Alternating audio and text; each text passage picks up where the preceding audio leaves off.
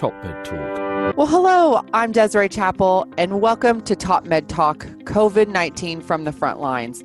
This series is focused upon the global pandemic, where we've been taking stories from around the world from listeners and practitioners who are dealing with the crisis. Now, don't forget, you can submit questions and talking points to us directly at our email, contact@topmedtalk.com, or you can email me personally if you'd like, Desiree@topmedtalk.com. Now, today I'm joined by our editor-in-chief in London, England, Monty Mythen. Hello, Monty. How are you doing today? Well, it's been so beautifully sunny here during the whole lockdown period. It's one of those things that we think might indicate the fact that we might be easing the lockdown because weather's gone back to normal. That's right.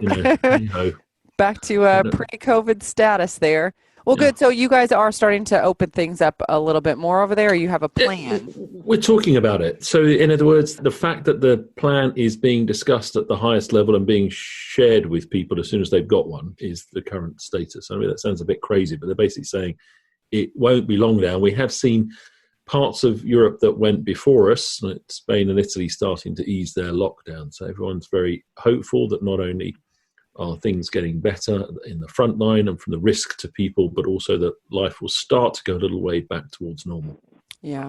Well, Monty, that's happening here in the U.S. as well. We discussed that a little bit here in Louisville and Kentucky. We are already discussing, opening up and specifically with surgeries as well and allowing elective surgeries. Now, our next guest can give us a U.S. perspective. He comes to us from Springfield, Massachusetts, where he's the director of the Heart and Vascular and Critical Care Services at Baystate Medical Center. Many of our listeners, though, will know him as the president of the ERAS Cardiac Society, Dr. Dan Engelman. Dan, thank you so much for joining us. Thank you for inviting me. Dan, you've been sending us some articles and some papers that are being published that I think are highly relevant right now to the discussion about ramping surgery back up, starting surgery back up, as well as dealing with COVID patients and ramping up to that. Can you tell us a little bit about first what's happening there on the ground in Massachusetts? So Massachusetts appears to be coming off our peaks, and we have seen a decrease in overall critical care bed utilization across the state, but there still are regional pockets within the state, and we're hopeful that the decline will continue.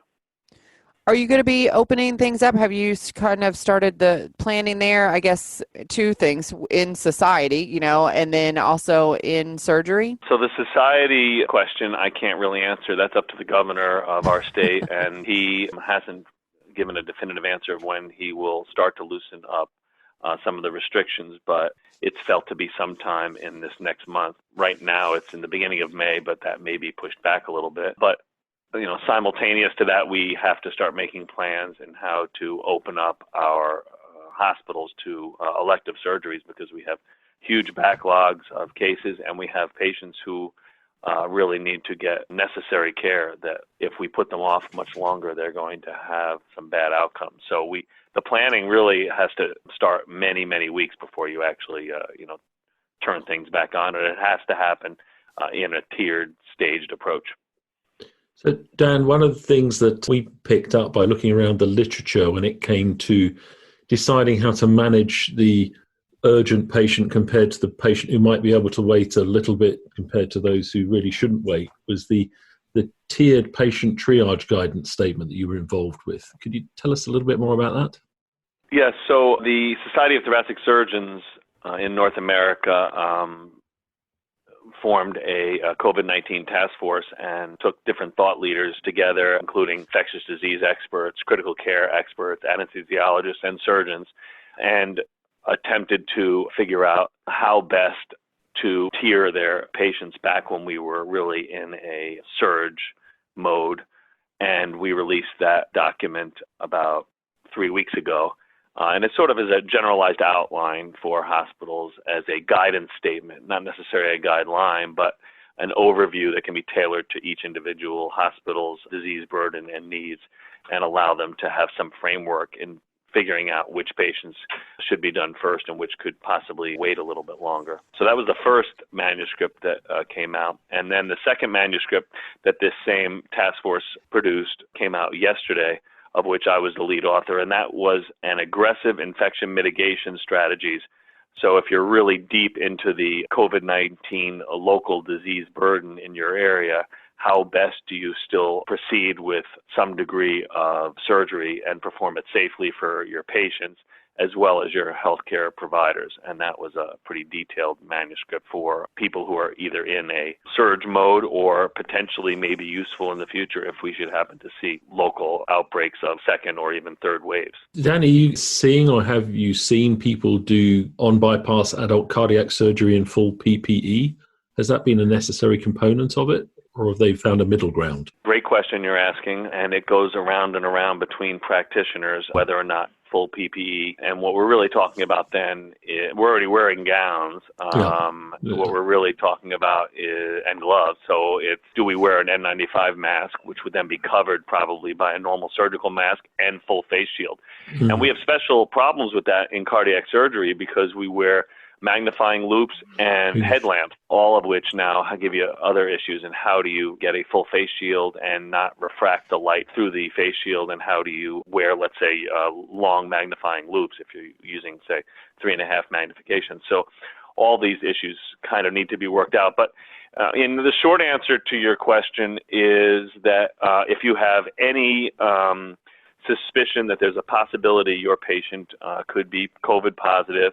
Let's say they're living in a household of COVID positive patients. They have a symptomatology consistent with it.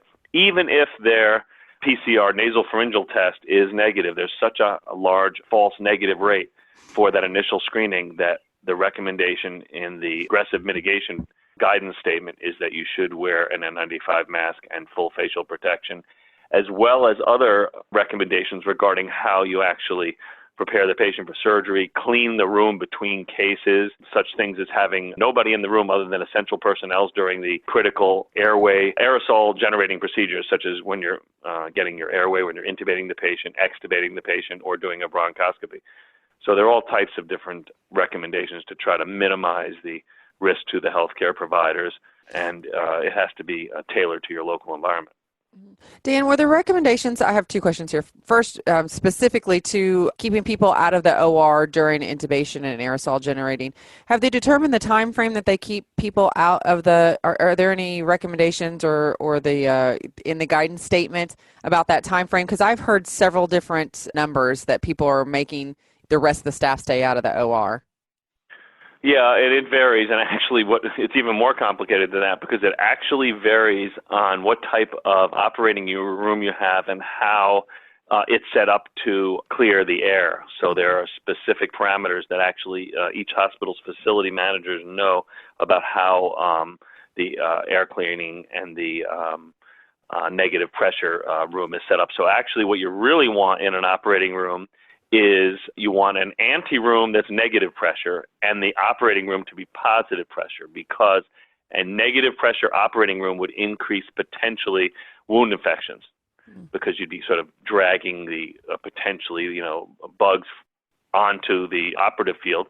So you want the operating room to be positive pressure, but the ante-room to be negative so that you're actually keeping out any potential contaminants. So it's a little bit of a complicated facility setup, and it does depend on how quickly your airflow is exchanged within your operating room. And that also pertains to between cases. So if you operated on, let's say, hypothetically, a COVID positive patient, there's a set period of time between cases that the room should be left uninhabited, and the ranges are somewhere around 30 minutes based on average air handling turnover, but it's facility specific. That's good to know. So if anybody has guidelines out there that says something, then there's too much variation to give a specific number.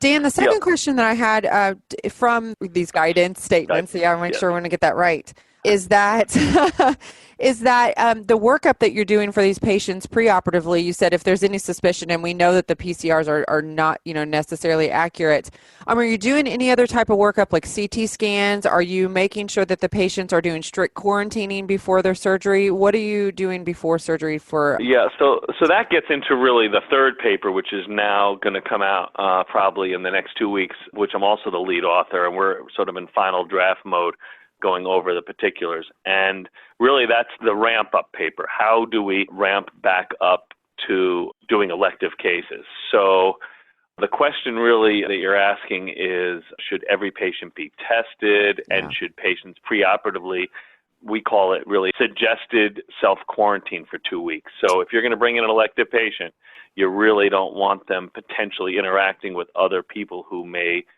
be asymptomatic carriers and become a asymptomatic carrier themselves prior to surgery. And that's not just to protect the healthcare providers, though that's important, but it's to protect the patient, because it's well described that if you have major surgery and you are COVID positive at the time, your outcomes are severely reduced. And that comes out of the Chinese data on elective surgeries in asymptomatic COVID positive patients. So we really do not want to do elective surgery on those patients, and we would really like to have them sort of self-isolate / quarantine themselves prior to coming into the hospital, as well as having probably nasopharyngeal testing within the 48 hours prior to their admission, as well as aggressive preoperative video screening to assess whether or not they've been around people who are positive, whether they have any of the symptomatology consistent with being positive, and trying to also follow them throughout their hospitalization for those types of symptoms. And Dan, post-operatively, because we ramped up a little while ago for our scheduled cancer surgery, and I work in an institution that does quite a lot of lung surgery. So then you have this breathing problems post-operatively that are not that unusual, combined with possible CT scan changes, white cell count changes, CRP changes, temperatures. What do you do for them? If you have a post-operative patient who is showing some degree of symptoms or signs of COVID, but are still, let's say, PCR negative? And or that's not unusual post-operative scenario. You know, if you're developing a breathing problem post-operatively after lung surgery, it's quite difficult to separate the two. It's true. That's difficult, and you sort of just have to use their best judgment. You repeat the PCR testing because there are a lot of false positives. The rate is somewhere between probably 20 and 50% of false positives. So you have to keep repeating the PCRs. Sure, I would think in some select cases, CAT scan may have a role looking for the pathognomonic changes, though we really try to limit the CAT scans because it's a whole new level of transport and potential contamination, and you have to then clean that entire CAT scan. So we're really trying not to have patients move around the hospital that much. But really what the biggest problem with lung surgery, if you ask me, are these AGPs, as we call them, the aerosol generating procedures, which is everything about lung surgery. So let's say you just do a typical lobectomy and you have a post-operative small air leak, which is absolutely common. You have to think now about such things as your Pleurovac system, because the typical Pleurovac system on water seal with an air leak will be sending that potential contaminated exhaled air into the room. Yeah. So you have all kinds of ideas out there that either A, you shouldn't be water sealing them, or if you water seal them, keep that on a wall suction in some fashion or put a filter on that. Those are all issues. All lung surgery requires aggressive pulmonary toilet, chest PT, suctioning. Every one of those is a potential means to pass on a virus to somebody else, and that's why we're really trying to figure out ways to limit the possibility of operating on asymptomatic carriers. And the degree of the incidence of asymptomatic carriers in our community is probably much higher than we appreciated in the past. Dan, there's debate right now about antibody testing and whether that really, whether people are conferring immunity or not. Is that something that you talk about in these guidance statements? Yeah, we do. And what we basically say is we don't know, to cut right to the chase. So you don't even have to read the statements, because I can tell you right now that's the, when it comes to antibody testing, you'll read a lot and then you'll find out, well, the summary is we don't know. Yeah. So hopefully in the future there will be a role for utilizing antibody testing information. But right now the accuracy of the antibody test remains unclear. And most importantly, we have absolutely no idea whether antibodies confer immunity. That's the really scary part, is that you cannot tell somebody who's got antibodies that they've had a previous infection and that they're good to go. Yeah, I know. It's so scary. It's Dan, a little rough. Yeah. Dan, are there any other big takeaways from the paper that's going to be coming out about ramping up? Because, everywhere we're all talking about this and everyone has some of their own ideas. Any other big takeaways? Well, I would say there are a lot of little takeaways because there's no one-size-fits-all answer to ramping up. That it really requires a huge team effort with what I would call perfect situational awareness of their local environment. They have to be in contact with their local public health officials regarding disease burden. You need to be in constant communication with all of your patients. You need to be constantly reassessing the patients on the wait list to make sure their symptoms and signs haven't changed. You have to think about such things as when you're admitting the patients, we have to change the way we care for them. We can no longer do indiscriminate diagnostic tests, sending them for x-rays, doing labs every day that are not necessary. We need to do whatever we can to get the patients out of the hospital at the earliest possible date, and if at all possible, not to a skilled nursing facility or, post-acute care facility, but rather to home. So all that planning needs to take place up front, where we set up the facilities to get these patients home and then use all of our telemedicine capabilities, which have been built up in the last month, to follow these patients even closer once they leave. Yeah, absolutely. There's no greater cause for utilizing enhanced recovery at this time, is there? So it is true. A lot of those, enhanced recovery foundational ideas are going to be even more important. There needs to be standardized care with very little variation of best practice, and we need to focus on getting patients in and out of the hospital back to their preoperative full health in the safest and quickest means. So, yeah, those are sort of enhanced recovery monikers. Yeah. So, Dan, another area that you're well known for is acute kidney injury, in particular perioperative acute kidney injury, and the potential use of novel biomarkers. You wrote a commentary, quite a provocative one recently, which says, a little is way too much, what we've learnt about perioperative AKI. Many people regarded it as inevitable in many patients, whereas now increasingly we're thinking that a little is way too much. Any news on acute kidney injury? Yeah, so any bump in your creatinine over 0.3 actually portends increased short and long-term morbidity and mortality, even when that creatinine comes back to baseline prior to discharge. So we can't tolerate a little bit of stage 1 AKI any longer. We have to sort of change the way we think about AKI. And we've been using urinary biomarkers to aid us in figuring out which patients require that extra multidisciplinary attention and which patients can be sort of fast-tracked or aggressively diuresed and sent to the floor. So that's how we've used it in cardiac surgery. And we've recently started to think about maybe some of these urinary biomarkers could also be used to identify which COVID-19 patients are at greatest risk for developing acute kidney injury. So we recently had a international webcam with thought leaders in this area who are starting to utilize these urinary biomarkers in COVID-19 patients, because the incidence of acute kidney injury is quite high in this patient population if they're hospitalized. It's unclear the actual mechanism of this injury.